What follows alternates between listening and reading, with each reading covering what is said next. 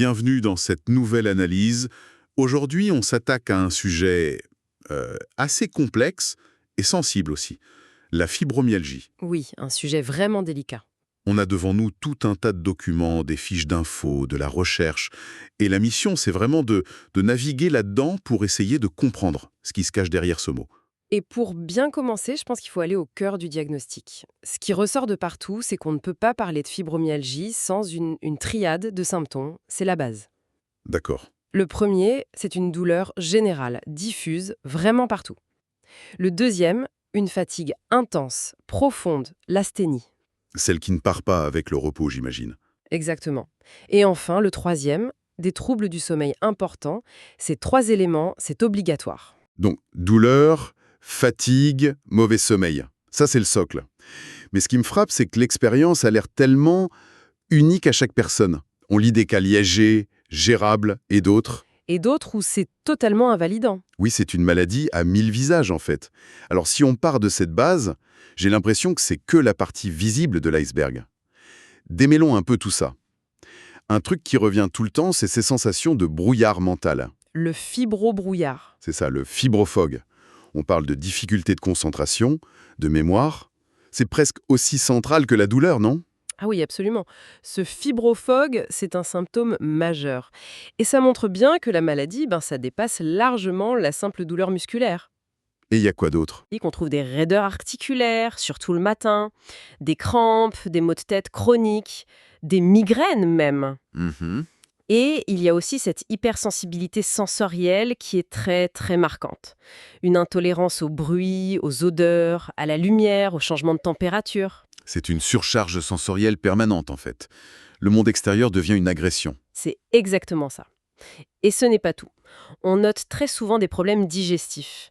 Le fameux syndrome du côlon irritable, c'est un compagnon de route très fréquent. D'accord.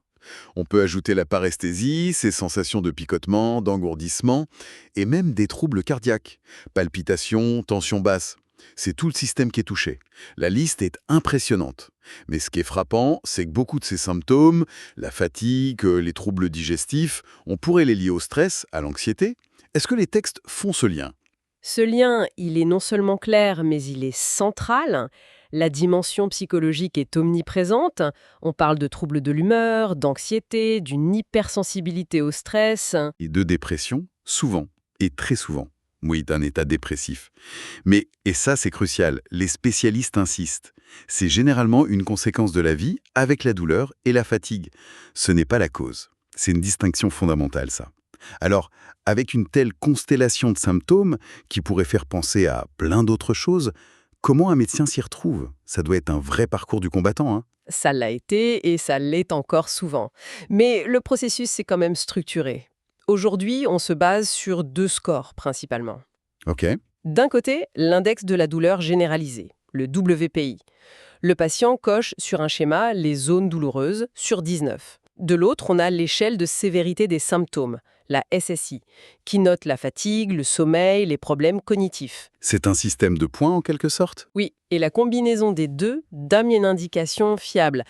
Mais la condition essentielle, c'est que les symptômes doivent durer depuis au moins 3 mois.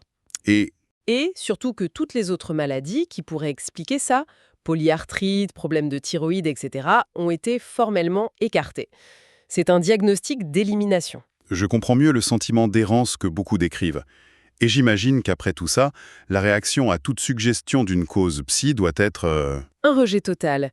Oui, cette phrase qu'on lit, ce n'est pas dans ma tête, c'est mon corps qui est malade. Et pourtant, les documents montrent une connexion corps-esprit fascinante. C'est le point le plus délicat et le plus passionnant. Il faut vraiment dépasser cette vieille séparation. La douleur, ce n'est jamais que biologique. Jamais. Elle a d'autres dimensions. Toujours. Une composante affective, comment on la ressent, et cognitive, ce qu'on en pense. Une analyse psychologique pointe des traits de personnalité qui reviennent avec une fréquence étonnante. Ah oui, hein? Lesquels? Un grand perfectionnisme, un fort sentiment de culpabilité et ce que les psys appellent le catastrophisme. Le catastrophisme, c'est-à-dire la tendance à imaginer le pire scénario. Exactement. C'est cette croyance que la situation est terrible et qu'on n'a aucune ressource pour y faire face. Et ces schémas de pensée, ils peuvent vraiment amplifier la perception de la douleur. C'est fou. Si des traits comme le perfectionnisme ou la culpabilité sont si présents, est-ce que ça veut dire que le corps finit par prendre le relais quand l'esprit sature? C'est ça la somatisation. C'est comme si le corps se mettait à parler. Mais son langage à lui, c'est la douleur, la fatigue. Il exprime une détresse qui n'a pas pu être dite. Voilà. Une détresse qui n'a pas pu être mentalisée. Et cette détresse, elle vient bien de quelque part. Elle est souvent liée à des événements de vie très concrets. Le lien avec le trauma, c'est sans doute l'une des pistes les plus solides et les plus troublantes. Une étude dans nos documents avance un chiffre qui donne le vertige. C'est-à-dire, 57% des personnes atteintes de fibromyalgie présentent aussi un état de stress post-traumatique. attendez, 57%, c'est énorme. Plus d'une personne sur deux. C'est un chiffre absolument considérable. Mais ça change complètement la perspective. On ne parle plus d'une maladie qui tombe du ciel, mais de l'écho physique d'une blessure passée. C'est une vision qui gagne de plus en plus de terrain. Et les traumatismes peuvent être très variés, hein. Des abus dans l'enfance, un accident, un deuil brutal. L'étude dit bien qu'on ne peut pas faire de lien de cause à effet direct, mais la corrélation est trop forte pour être ignorée. Le système nerveux serait resté bloqué en mode alerte. C'est un peu ça, oui. Bloqué en mode alerte maximale depuis le trauma. Et un des textes pousse ça encore plus loin, jusqu'à parler de transmission transgénérationnelle. On est presque dans la science-fiction, là. C'est le champ de l'épigénétique. L'idée, c'est qu'un grand trauma vécu par un parent, ou même un grand-parent, pourrait laisser une empreinte. Pas dans les gènes, mais dans la façon dont il s'exprime. Une sorte de programmation à l'hypervigilance qui se transmettrait. C'est une piste exploratoire, mais elle ouvre des perspectives incroyables sur la mémoire émotionnelle du corps. Donc on a le passé lointain qui joue un rôle. Mais les documents parlent aussi de déclencheurs beaucoup plus immédiats au quotidien. Oui, le corps réagit aussi à l'environnement direct. Les facteurs climatiques, par exemple, sont très bien documentés. Le froid, c'est l'ennemi numéro 1 pour beaucoup de patients. Ça augmente la raideur. La raideur et la douleur, probablement parce que la thermorégulation, la capacité du corps à gérer sa température, est souvent altérée. Et ce fameux cliché « je sens l'orage arriver dans mes articulations », il y a du vrai alors? Plus que du vrai.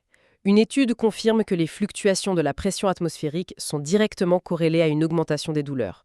Et puis il y a la lumière. La lumière? Oui, la baisse de l'humidité en automne, en hiver. Ça peut perturber nos rythmes circadiens, notre horloge biologique. Du coup, ça aggrave la fatigue et ça peut affecter l'humeur. D'accord pour l'extérieur. Et à l'intérieur du corps, on a parlé du syndrome de l'intestin irritable tout à l'heure. C'est quoi le lien exact? Le lien est si fort que certains parlent de maladie sœur. Il faut comprendre ce qu'on appelle l'axe intestin-cerveau. Le fameux second cerveau. C'est ça, une autoroute de communication dans les deux sens. Et au cœur de ça, il y a notre microbiote intestinal, ces milliards de bactéries. Et ce microbiote aurait un rôle direct sur la douleur. Exactement. Un déséquilibre, une dysbiose, peut créer une inflammation de bas grade dans tout le corps. Et surtout, ça perturbe la production de neurotransmetteurs. Par exemple, 90% de la sérotonine. L'hormone du bonheur. Qui régule aussi les seuils de la douleur, elle est produite dans l'intestin. Un intestin qui va mal, c'est potentiellement moins de sérotonine et donc plus de douleur et une humeur plus basse. La connexion est incroyablement directe. Et si on parle de messagers chimiques, ça m'amène aux hormones. La maladie touche à 80 ou 90% des femmes. Ça ne peut pas être un hasard, absolument pas. L'influence hormonale est une évidence. Les fluctuations des oestrogènes, de la progestérone, tout au long de la vie d'une femme, ça peut moduler l'intensité des symptômes. L'axe du stress aussi est central. Le cortisol est souvent complètement dérégulé. C'est un tableau d'une complexité vertigineuse. Facteurs psy, trauma, environnement, digestion, hormones. On comprend tout de suite qu'une pilule magique, ça n'existe pas. C'est la conclusion qui s'impose. La seule approche qui a du sens, c'est une approche holistique, globale et surtout intensément personnalisée. Il faut agir sur plusieurs fronts en même temps. L'alimentation, par exemple, c'est un point de départ. Oui, un excellent point de départ. Un des textes viste des aliments à surveiller. L'aspartame, le glutamate, mais aussi le gluten, les produits laitiers, les sucres raffinés. Ça ressemble à un vrai travail de détective pour chaque personne. C'est exactement ça. Il n'y a pas de régime universel. À l'inverse, on conseille de privilégier une alimentation simple, naturelle. Riche en oméga 3, des épices comme le curcuma. Oui, pour leurs effets anti-inflammatoires. Et une source précise bien que si la perte de poids peut aider, ce n'est pas la solution miracle. L'enjeu est plus qualitatif que quantitatif. Au-delà de l'assiette, il y a la gestion du quotidien. Et là, on tombe dans ce paradoxe cruel. L'activité physique pourrait aider, mais c'est souvent la chose la plus difficile à faire. C'est tout le défi du pacing, de la gestion de son énergie. Il faut éviter le piège du tout ou rien. En faire trop les bons jours et le payer cher, et ne plus rien faire les mauvais jours. La clé, c'est la douceur et la régularité. C'est ça. Marche, yoga doux, natation en eau chaude. Réapprivoiser son corps. Et bien sûr, gérer le stress et sanctuariser le sommeil. Et pour la dimension psychologique, dont on a vu l'importance, surtout avec le lien au trauma, C'est un pilier fondamental. Les thérapies verbales sont essentielles pour mettre des mots sur les conflits, les traumatismes. Pour ces derniers, des techniques comme l'EMDR sont de plus en plus utilisées. pour retraiter la mémoire traumatique, Oui, pour qu'elle perde sa charge émotionnelle négative.